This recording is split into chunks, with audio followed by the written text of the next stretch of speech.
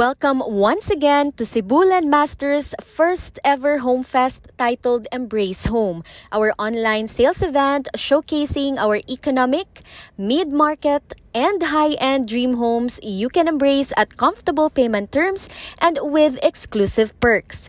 This online event will run from January 15 to February 15. Visit us at www.homefest-cebulandmasters.com for more information. To add more excitement to your HomeFest online experience, Cebu Masters brings you a series of lifestyle talks with no less than Cebu's homegrown designers as special speakers. We had our first session on January 22, and today we have no less than green architect Maria Lourdes Joy Martinez-Onozawa as our speaker. Joy is an architect, environment planner, real estate professional, and a green building designer by registration. She has more than 30 years of integrative architectural experience focused on community empowerment through local resource management of the community skills, tradition, and natural assets, which are then applied to green designs. Joy graduated from the University of San Carlos, taking up Bachelor's of Science in Architecture cum laude. She took Masters in Urban and Regional Planning from UP Diliman and Management for Executives at the Asian Institute of Management. Joy also obtained a diploma from the UNESCO Asian Academy for Heritage Management, focusing on integrated conservation, and completed a course on architecture sustainability, the integration of natural and built environment from the Harvard University Graduate School of Design. Her community empowerment activities merited her a U.S. Senatorial Award for her contribution to the perpetuation and preservation of Chamorro culture and history in the Marianas Islands. She also received other accolades on environmental responsibility and heritage conservation.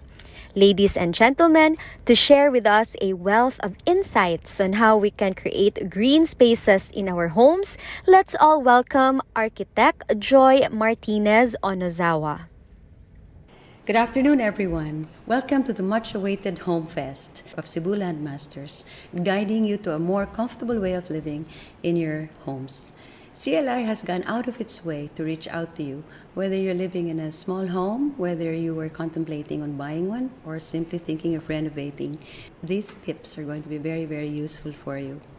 I wish to thank CLI for giving me the opportunity to be part of their event, and thank you, Rosemel, Dane, and Butch for helping me facilitate this lecture.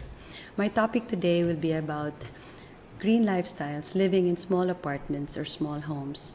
There are many, many benefits to living green lifestyles, and these are usually expressed in the orientation of your doors and windows, of your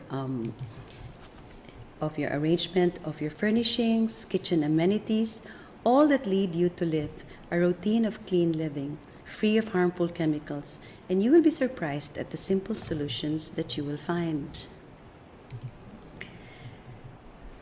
I have been an architect and environment planner for the past 35 years. I was born into a green lifestyle, having been born into a family of 10 siblings that grew our own food, and with accompanying daily chores of feeding the chickens and the animals and watering our vegetable gardens before we went to school. When we got sick, my mom would always treat our colds, cough, and fevers with garlic or ginger brews, and eat papaya and malunggay often to boost our immune system, for example.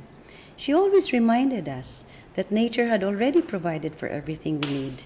God gave man the intellect to find out what the uses of his creation were. Therefore, we must use the gifts of our environment. My children are brought up the same way, and I'm hoping that the family tradition continues on with their children as well.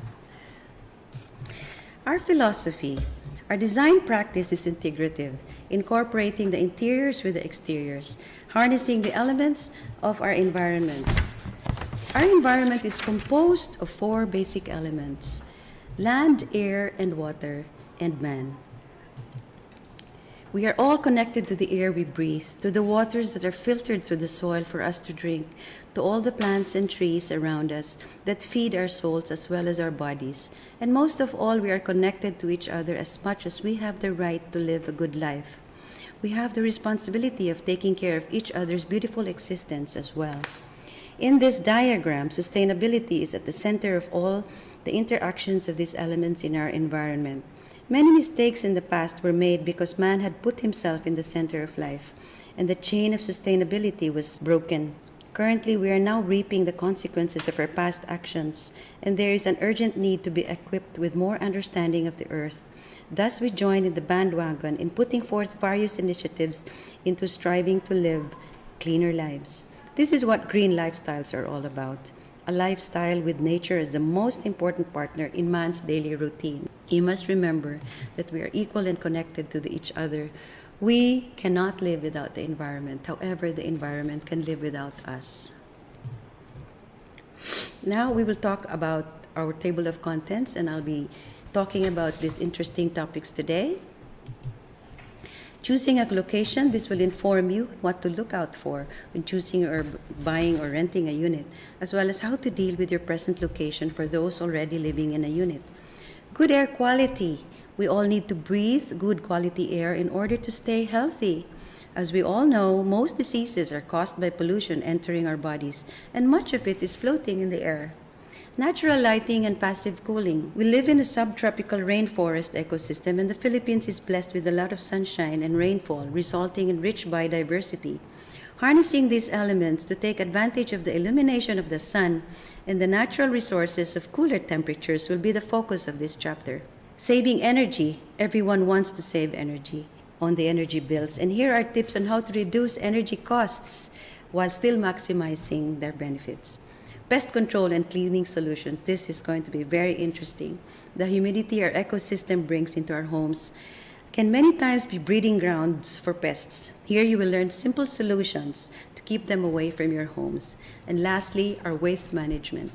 Every day we eliminate waste into trash cans. There are ways to manage them so that they can be used further to our benefit. Now let's talk about the sun orientation when we're choosing a location. We all know that the sun rises from the east and sets in the west. Therefore, openings are best, meaning doors and windows facing the east and west will gain the most intense heat and will be the brightest as well, casting shadows into the interiors. These areas tend to be hot and are not comfortable. Therefore, the bigger openings of our homes will be better oriented towards the north and the south direction so as to gain all-day illumination without the glare and the comfort of having none of the heat gained in the interiors. If you already have your doors and windows facing east and west, you will want to put sheer curtains to minimize the glare and the heat. This area is also good for placing potted plants. If your home has balconies, place small trees and plants in the areas directly hit by the sun, as these plants can absorb the heat, minimize its entry into the interiors, and make your homes cooler. Now let's talk about noise barriers.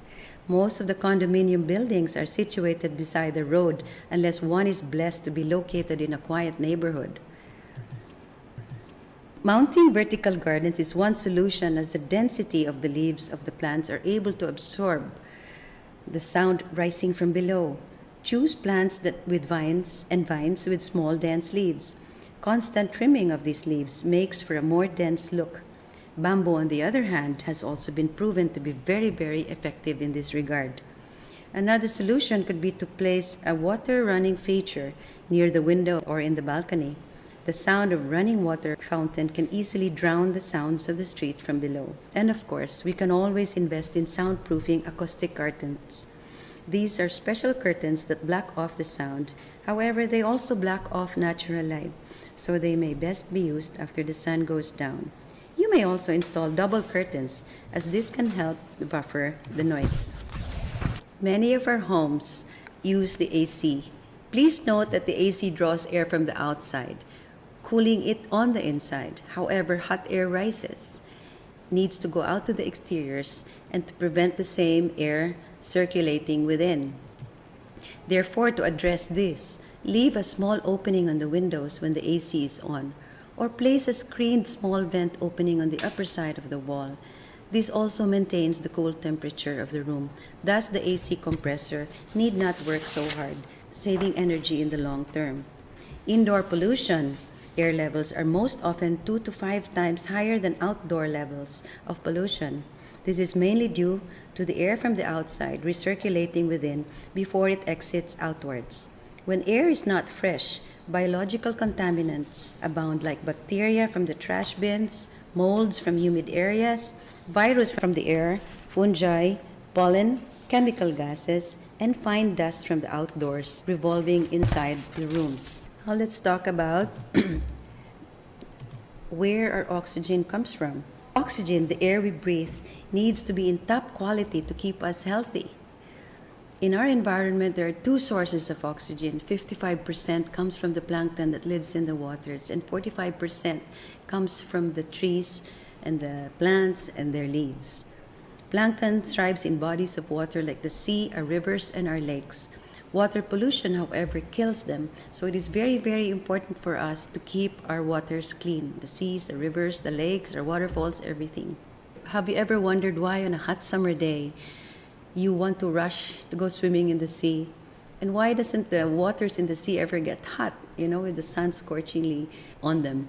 And I think this is because of the plankton that gives off a lot of cool oxygen for the fisheries and for us living on land as well. On land, oxygen purifies the air, keeping us healthy at all times. It is a cold gas. The more oxygen you have, the cooler your home is.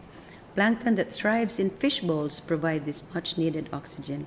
Keep them in bright light so they can photosynthesize. In making your fish bowl, make sure to basically have unchlorinated water, white rocks, plants that grow in water, and your favorite fish. Now let's move on to growing your own fresh air. A number of scientific research has revealed the awesome properties of some plants to sequester pollutants from the air. Among them formaldehyde, lead, carbon gas emissions, benzene, among others. Fortunately, 100% of all of these plants are available in our country, our tropical climate, and they're very, very easy to access too. In fact, many of these plants have been so sought after during this pandemic where everyone got so conscious about keeping the air at home clean. The good news is that the moment you introduce these plants to your home, their sequestration properties start immediately. Make sure to place them in bright areas as they need the sun for photosynthesis. To name a few, we have the fiddle leaf fig with its big leaves, the areca palm or the palmera, pothos plants, bamboo plants of course, the Boston fern, scheffleras, the peace lily, and the many species of sansevieria, or what we commonly call the snake plant or mother-in-law's tongue. Different plants, though, sequester different pollutants. You can look into this more on this link, intogreen.eu, grow your own fresh air, as it informs you about the sources of pollutants right in your own home. From detergents to dishwashing solutions, from the combustion of cars, and even chemically treated furniture. Now, having a home that enjoys a good, comfortable ambience, as well as lots of natural light, keep us smiling all day. Psychologically, researchers advise that the more natural light enters your home, the more positive your outlook is. So let's see how to bring this about. The natural trade winds, or the prevailing breeze, occur two ways. One is called amihan, the cool northeast wind, which travels in October to May, and the other one is habagat, the humid southwest wind, from June to September. Therefore, make sure the openings of your home are in these directions so you can enjoy the breeze all year long. For passive cooling, the building openings orientation, meaning your windows and doors, dictates the course of keeping heat gain out. Our goals are to minimize solar gain and maximize natural ventilation. Therefore, avoid large openings facing east and west, as these have maximum sun exposure, therefore gaining the most heat into your home. If your windows face east or west, consider having plants to buffer the heat gain, as these plants will absorb the heat instead. Mist the leaves of your plants often with water. Main or bigger windows and longer sides face northeast or southwest or in that quadrant to catch the prevailing breeze and enjoy your home in comfort.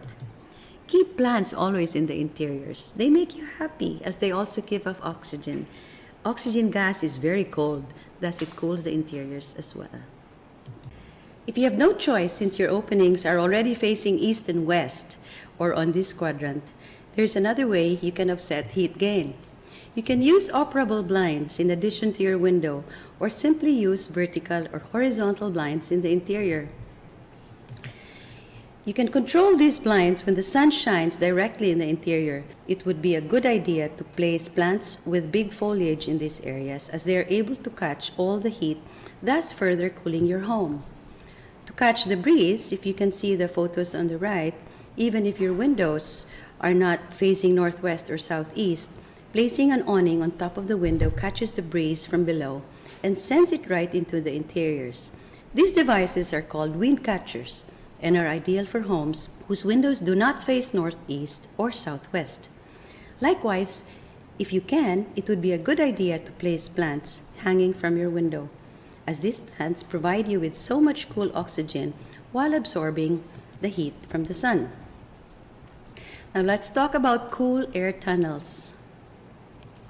There are other reasons why our passive cooling is important, especially in a humid environment such as ours in the Philippines. Passive cooling can minimize that muggy, sweaty feeling when humidity is high, especially during the hot summer months or the rainy months as well. Let's focus on bathrooms, as oftentimes they have the highest humidity. Air circulation is important in keeping our bathrooms dry. It would be a good idea to leave a gap between the wall and the lavatory counter. Even a 1-inch gap will do.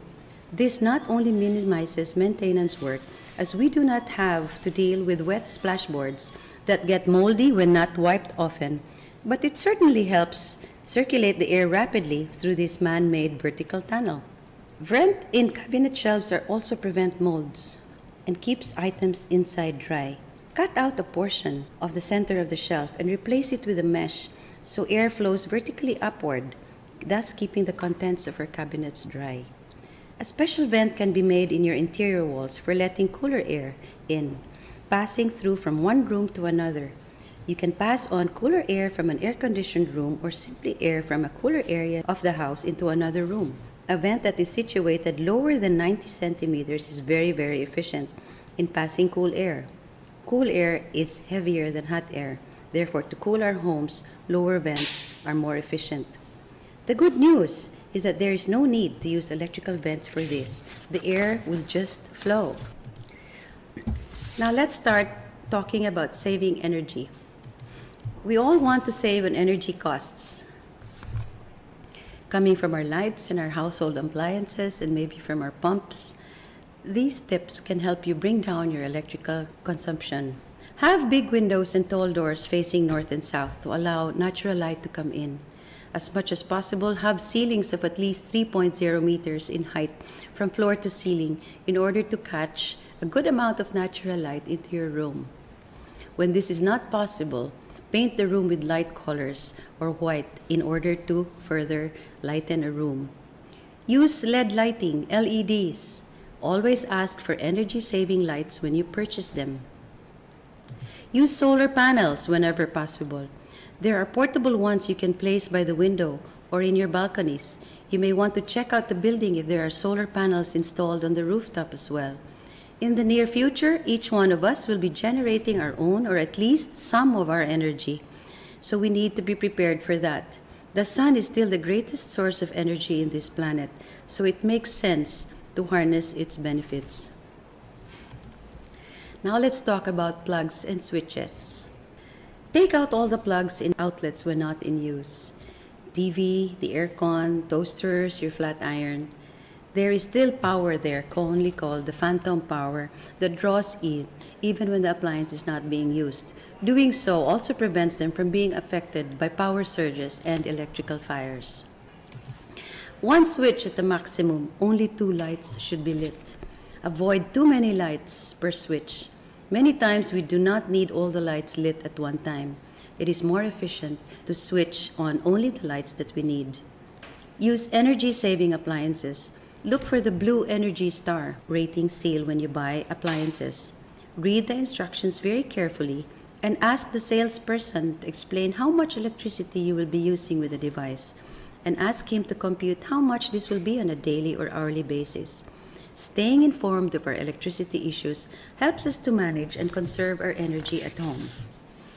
Use mirrors on walls to reflect natural light, thus amplifying a bright ambience. Mirrors also make spaces look bigger, thus the added benefit of a spacious look, especially in small spaces.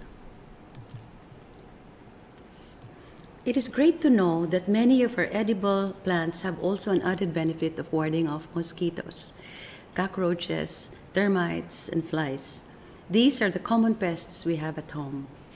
For flies, I guess the first thing we need to know is that they are especially attracted to ripened fruits and vegetables in the kitchen. But they also breed in drains, garbage disposals, empty bottles and cans, trash containers, mops, and cleaning rags. All that is needed for their presence is a moist film of fermenting material, and usually wet. It would be a good idea to throw garbage as often as possible in a day to prevent the fermentation of rotten material in your homes, especially found in open cans, bottles, and so on, and to clean the rugs and mops after every use. We can also wash all our fruits and vegetables in baking soda, as this deodorizes them. If we have enough bright light, grow some lemongrass, basil, or rosemary, as these also deter flies and mosquitoes alike. For our potted plants and herbs at home, grow cosmos and marigolds alongside the plants so they do not attract pests, usually aphids, as it is very common in humid environments. Cosmos and marigolds are also edible flowers and can be eaten raw and best used with salads. They're quite tasty. They're so nutty in flavor. To get rid of rats, the first order of the day is to get rid of food crumbs lying around. Thus, it is not a good idea to eat in bedrooms and in areas where you watch TV and snack while watching a show. These are havens for rats. The kitchen, of course, needs to be wiped clean daily. If the rat infestation is bad, then consider putting madre de cacao leaves, onions, ginger, or garlic around the pantry and among fruits, for example, as these are rat deterrents. Rats have a sense of smell 1,000 times stronger than humans, and they cannot stand the odor of these herbs. Mint plants and mint oil also deter rats. You can boil mint leaves in vegetable oil, then let it steep without the fire for an hour before straining, and it's ready to use. Wipe garbage bins with it and rat trails as well. For homes and gardens, place some cut thorny branches on the ground. Beware they pass, as rats cannot walk on thorny ground, nor will the snakes too. This deters them both. Now let's talk about wooden furnishings and cockroach all embedded in cleaning solutions. Cleaning our homes can be made simple by using materials that we already have in the kitchen. There is no need to buy chemical cleaners that otherwise produce harmful odors, not detrimental to our health.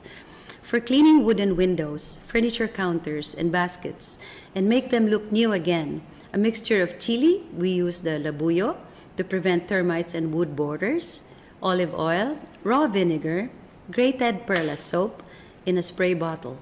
For added scents, you may want to add your favorite essential oil as well. Wipe the surfaces and later on buff with a dry cloth. You can do this once a month. The recipe for this is as follows. You have 1 piece crushed labuyo to ward off tiny pests, 100 milligrams of vinegar, 200 milliliters of olive oil, a half teaspoon of grated perla soap, or drops of your favorite essential oil. We recommend rosemary, mint, or lemon. For everyday cleaning, just use a soft lint-free cloth to wipe down wooden parts of your home. For getting rid of cockroaches, ants, and crawling insects, check out your drain covers first in the bathroom, kitchens, or wherever they are. Most drains do not have screens in them, and these insects can travel inside the pipes from other unit owners and onto your unit. Open the drain covers, place cut-out screen mesh wires beneath them, and close them back. From time to time, maybe once a month, you may pour hot water with some baking soda and a little vinegar onto the drains to keep them pest-free. For units that are rarely used, make sure you pour water on the drains from time to time. Dry pipes make it easy for cockroaches to travel from unit to unit along these pipes. Another way to get rid of them is to use the ends of cruciferous vegetables like cabbage, pechay, and lettuce. Whip them in a blender with water and strain.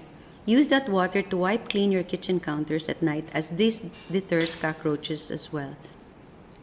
For ants, they are attracted to food and their sense of smell is very strong. So keep food crumbs away from floors, counters, and furniture. You may also want to melt some cinnamon powder in warm water and wipe clean your surfaces with it. You may also use a diluted mixture of baking soda and water to clean off all traces of food odors these ants are attracted to. Now let's talk about cleaning solutions for pest control, usually in the bathroom, and also something about decluggers. For general household and bathroom maintenance, keep handy a spray bottle with the following recipe. For every 1 liter of water, add 3 tablespoons baking soda and 4 tablespoons raw vinegar. You may also add your favorite essential oil into this mixture if you so desire. So when you enter the bathroom, spray the walls, the floor, the toilet bowl inside and out, the lavatory, the mirrors, the glass panels, shower curtains, everything in the bathroom. Then with a dry cloth, wipe them down. This solution is also efficient on kitchen counters and on tiled floors and white painted surfaces. Sometimes drain and toilet bowls get clogged. An easy solution is to pour Epsom salts on them, let it stay for about an hour, then wash with warm water. For cleaning showers, faucets of kitchens and bathrooms, and your forks, knives, and spoons, use leftover calamansi or lemon cuts and rub them directly on the metal parts, then wipe off to a shine. Now let's talk about learning from our past. Our forefathers have taught us a very valuable lesson. Have you noticed that antique cabinets and consoles are always designed with pegs? These designs serve as inspirations for designing in humid places like the Philippines. Baseboards in a humid country attract cockroaches and flies and provide nesting places for maggots.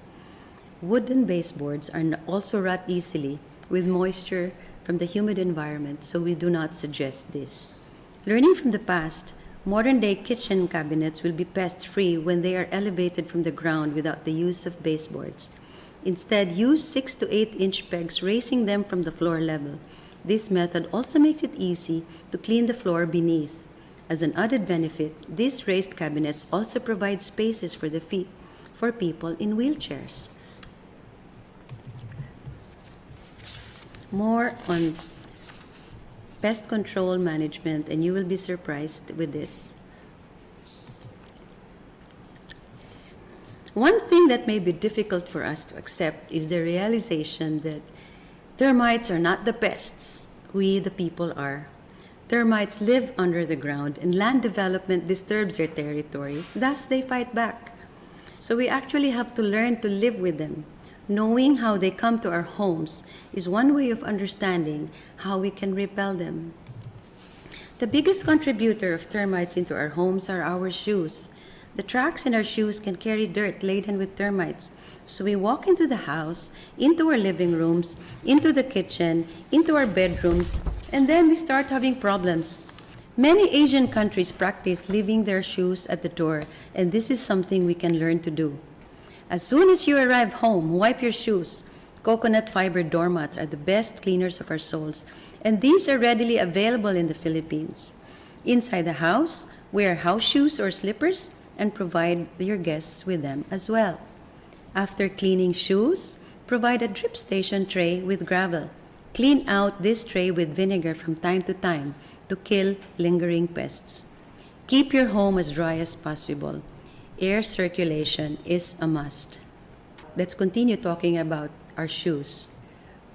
Avoid placing shoes in the clothes closet. I know many of us do this. Instead, provide airy shoe cabinets in the entrance of your home. Clean your shoes before storing them. The entrance of the house is also a good place to have your sanitizing corner where you have alcohol, a box of towelettes, wet ones, and a place to store your masks and face shields. If you have the space, you can have mud rooms constructed complete with lavatories wash areas, and shoe cabinets in this room. Mudrooms are usually located at the entrance of the house. This room can also serve as your sanitizing room with sanitizers and a place to store your masks and face shields. So now let's talk about managing your waste in the kitchens. This is where most of our waste is discarded. You'll be surprised to know that it is healthier not to have garbage bins in the kitchen. Bacteria easily flies out unseen and infects the air radius within 5 to 8 meters around. Nearby, you have your dining table or breakfast nook, and without knowing it, the air we breathe is already full of pathogens and they can get into our food. Each time you open the trash bin, pollutants fly out and drift into the air inside your home. Pathogens and decaying matter pollute indoor air quality. When cleaning up pots, pans, and dishes, discard wet and dry biodegradables and non-biodegradables into separate bins on top of the counter. So just use small ones. Empty both these receptacles and discard them 3 times a day, so breakfast, lunch, and dinner. It is always easier to handle small pieces of garbage bags than big ones. Avoid having the big ones at all times. Biodegradables go into compost bins you can easily make, and when they have decomposed into your much needed fertilized soil, you can now use them for your houseplants. Take note that the wilted leaves in your plants that you remove are best cut up and placed on the soil where the plants are growing, as these leaves are packed with nutrients beneficial to the plants even in their decomposition state. Likewise, place 2 trash bins also in your bedrooms and bathrooms. Discard them the way you would your biodegradables and non-biodegradables. If you see no opportunity in recycling your waste, then bring them to the garbage room on your floor as often in a day. For those with homes on land, it makes good sense to make your own garbage room, or what we call a materials recovery facility room, where everything is segregated. Have as many bins as possible to separate plastic, tins, other metals, paper, cardboard, and so on. Have a lavatory to wash in the garbage room. The idea is for us to be able to manage our waste as a daily routine, so providing them a permanent space, just like we have our permanent kitchen and our permanent bedrooms, allows us to incorporate this into our daily routine. Now let's talk about recycling our non-biodegradable waste. Here are ideas to manage your non-biodegradables. The photo on the left shows the most common garbage we see in our homes these days. It makes good sense to sell your waste to the recyclers. There is money in this, and we can easily be applied to our grocery budgets. Junk shops accept cardboard, plastic, and metals. Likewise, you can call your local DENR or the Department of Natural Resources, the Environment Management Bureau or the EMB office to ask for a list of contact details for your recyclers and convert your trash to cash. Now, separate your electronics trash. There are special buyers for these who have good rates, and they also do trade-ins. You can ask around electronic shops for more information. Also, you can look up goingzerowaste.com for more information on how you can maximize benefits for your electronic wastes. Throw your trash cans as often as possible in a day for easy handling. Big plastic bags or trash cans can meet accidents while in transport. Now let's talk about sustainable furnishings. Last but not the least, in the list of things to include in our green lifestyles movement is about using local products. Bamboo has always been close to my heart. And growing up as a child, I used to carve toys out of bamboo. Bamboo is abundant, versatile, and easily replaceable. The same goes for coconut materials too. Using home decors and furnishings, using local materials, ensures our local folks' craft industry. It keeps the economy going. Patronizing local products surely is a very powerful tool in making people's lives better, thus ensuring their survival. And what better definition of sustainability this certainly is. So thank you very, very much.